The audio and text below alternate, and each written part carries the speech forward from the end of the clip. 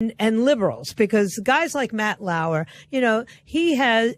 When I think back about how Matt Lauer covered the Clinton years, when I think back, these guys how he sat in that interview with Bill O'Reilly, trashing O'Reilly, knowing who he was.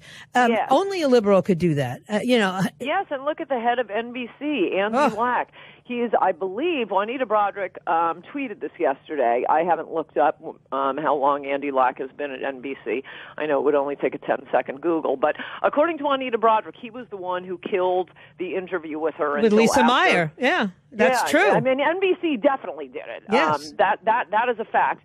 And then, rushes to print with a defense of Al Franken, and most shockingly, kills the Ronan Farrow report on Harvey Weinstein, far more detailed, far spicier than what the New York Times, and, I praise the New York Times 20 years late for finally caring about sexual harassment, but Ronan Farrow's report, I mean, he is or should win a Pulitzer for that report. Mm-hmm. Oh, yeah. And the NBC, he did it. It was commissioned. He was being paid, I guess, to put this all together for NBC. When he produces it, the lawyers say it's fine, but Andy Lack kills it. Right. Yeah. Well, listen, he was protecting his golden goose, and that's what they've done with the Matt Lauers of the world. Look, nobody's innocent in terms of these powerful men in media lauding their power over women. I mean, Fox isn't innocent either. I mean, they've had their own issues in that area. But I tell you, the way that the rest of the media handles it, that crying scene of Savannah Guthrie and Hoda, we never knew. What do you mean you never knew? How could you not know? He had a button under his desk to lock the door, and he lured these young interns in there. You never knew? How does that even happen? John Conyers' staff never knew. Now today somebody comes out and says, well, I often walk in on him in his underwear. Really? And does anybody walk in on you in your underwear? Not me.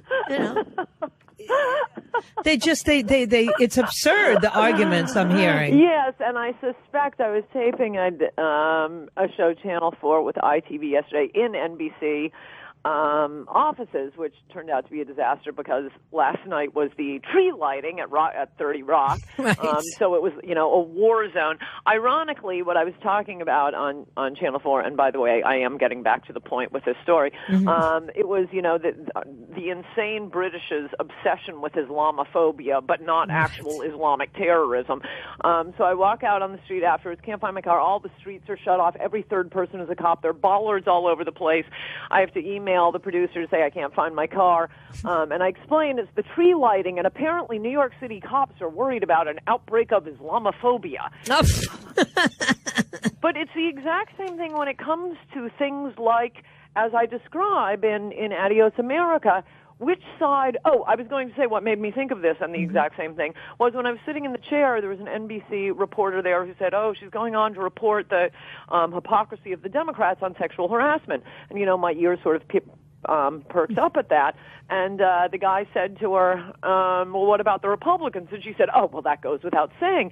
And I thought to myself, okay, you may think that, but I really would like the names. Yeah. And I always have the same feeling about it. There was just this big headline last week about, child brides going up in America.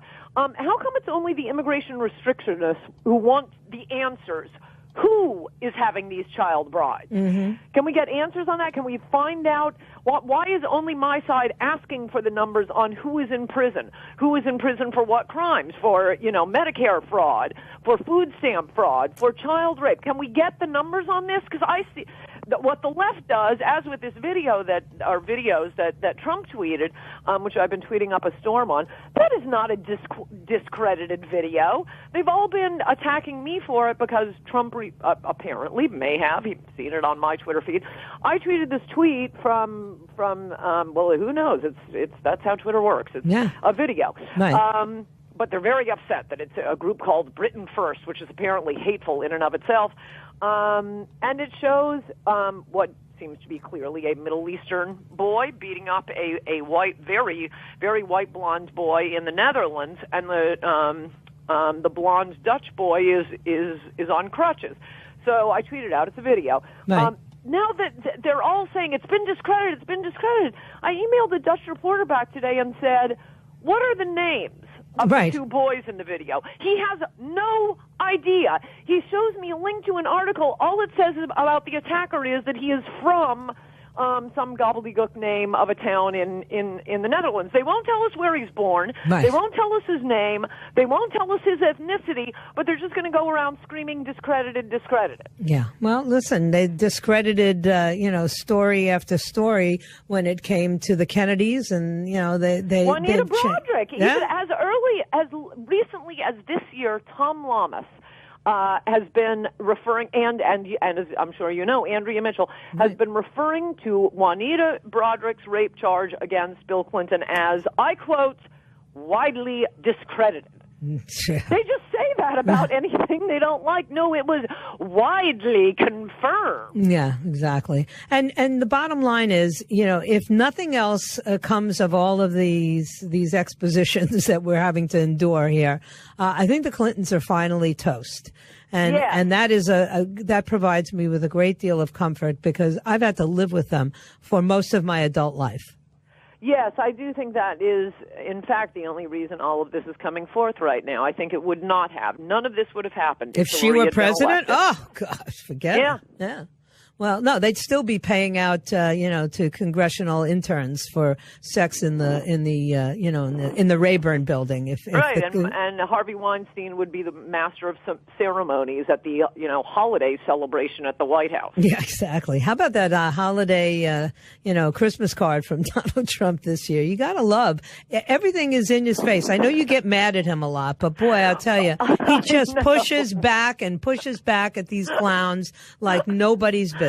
No, his attacks on the media, and incidentally, I now know how to get a story killed in the New York Times. They're always asking me for comment. I almost emailed back yesterday. I won't mention the name of the reporter. He actually is a good reporter, asking me for comment. And I almost just said, every time I give a comment to you guys, you never use it. You can always find a conservative to give you an idiotic quote. So let's not quote Ann Coulter. But I thought, okay, I'll try one more time. No, the whole story was killed, but one of the things he was asking me about was, what I thought of Trump's tweets. And I said, although I am disappointed at the absence of a wall, I love the president's tweets. Me too. I think that this has triggered, the beginning of the draining of the swamp. And I don't think even he knew how quickly it was going to happen. Or how much, I don't think any of us knew how ferocious and satanic the media is. They're just such utter liars. Yeah, well, listen, it's good to have them exposed. Well, I want to wish you an early happy birthday. I think you're on the 8th. And right back to you. It's tomorrow. That's it, Sagittarians. Happy birthday. Hey, well, when I get back, we should go out and celebrate. Absolutely. In the meantime, I've got everybody reading your article. It's up. We linked it at the website. We have both of them up there, Sex in America Part 1 and Part 2. Thanks, Ann. Take care. Bye-bye. One of the most outspoken voices from the right belongs to syndicated columnist and attorney Ann Coulter. Her new book is called Godless, The Church of Liberalism. Ann Coulter, good morning. Welcome back. Good morning. David Gregory just mentioned, if you ask people in this country what they care about today, they say Iraq, they care about gas prices.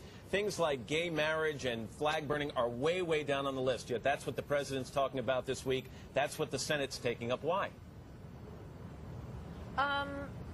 I don't know what people are talking about or how David Gregory knows that, but I do know that gay marriage amendments have been put on the ballots in about 20 states now and have passed by far larger numbers than Bush won the election But the president talked about it in 2004 and then basically never talked about it again until now. Obviously, we're in an election cycle, gearing up for the midterm elections. Isn't this just an overt way to say to this social conservative base, look, I'll talk about it again, come out and vote for me, even though that base knows he's not going to talk about it again for the next 2 years? I think they also know he's not running again. So why does he care? Here's how E.J. Dionne puts it in the Washington Post this morning. Quote, the Republican Party thinks its base of social conservatives is a nest of dummies who have no memories and respond like bulls whenever red flags are waved in their faces. You agree with that? That the base are dummies? Yeah, that basically he can wave a red flag and they're going to run to the polls and respond to him. They don't need, I'm saying they don't need to respond to him. Why would he be pandering to anyone? He's not running again. He's not running again, but they want the voters to turn out in the midterm elections. They don't want to lose control of the Congress. Well, maybe they want to do what the voters want. And it's, I mean, whatever you can say about whether or not Bush has a mandate, the mandate against gay marriage is pretty strong. I mean, it passed by like 85% in Mississippi. Even in Oregon, and that was the state that the group supporting gay marriage fixated on and they outspent their opponents by like 40-1. Let me try it this way. It passed even there. There is a mandate against gay marriage. Do you think George Bush in his heart really cares strongly about that issue? I don't know what anybody cares in his heart. Would you take a guess? I mean, you know, people around the president, I know the what vice Americans think because they keep voting over and over and over again. Overwhelmingly, they reject gay marriage. The president's so why is that a bad thing for politicians to respond to what is overwhelmingly a mandate? Because they seem to selectively respond to it at times where we're in an election cycle. I don't know. I mean, on one hand, you say it isn't that important. On the other hand, you say, well, it took him a while to get to it. Maybe it took a while to get to it because it's not that important. The president's approval ratings right now in the low 30s. What's the main reason for that, in your opinion? He hasn't read my book yet. No, really? There's an important book that comes out What's today, the main reason for it, in your opinion? I don't know. I mean, I think his stand on immigration probably isn't helpful. Okay, let me tell you what you said to me. I asked you that very same question October of 2005. You were here. At the time, the president's approval ratings were about 40%. Here's what you said at that time. I think all he has to do is, he's made one mistake, Harriet Miers. He just has to eliminate that mistake and everything will be fine. He just has to eliminate that mistake. Everything will be fine. She eliminated herself. I didn't realize he was going to make additional mistakes. Okay, so is immigration the only mistake? What about Iraq? I mean, don't we tend to find a scapegoat issue when the real reason is Iraq and that's a hard problem to fix? I don't think so. I mean, and that's the one thing he's doing right, and that the Democrats are incapable of doing, and that is fighting the war on terrorism. Well, no, I'm talking about the war in Iraq, not the war on terrorism. Right. I consider them the same thing, thus. All right, let me give you some... we didn't invade Guatemala. Let me give you some quotes from your book, all right? These are random. Yes. Environmentalist energy plan is a repudiation of American Christian destiny, which is jet skis, steak on the electric grill, hot showers, and night skiing. Liberalism is a religion, a comprehensive belief system denying that the Christian belief in man's immortal soul. And you go on to say liberalism is the opposition party to God. How do you think Democrats who believe in God are going to feel about that statement? They probably won't like it. They don't like a lot of things I say. Is it a fair statement, you think? Yes. How about this one? Yes, that's why I wrote a book about it. Referring to liberals again. To a liberal, 2,200 military deaths in the entire course of a war in Iraq is unconscionable, but 1.3 million aborted babies in America every year is something to celebrate. Yes. Do you think people celebrate? Yeah, they manifestly do. There are huge rallies for it. That is the one issue that's more important to the Democratic Party than any other. Do you think they celebrate the right to choose or the actual abortion? The Democrats got into the White House was Bill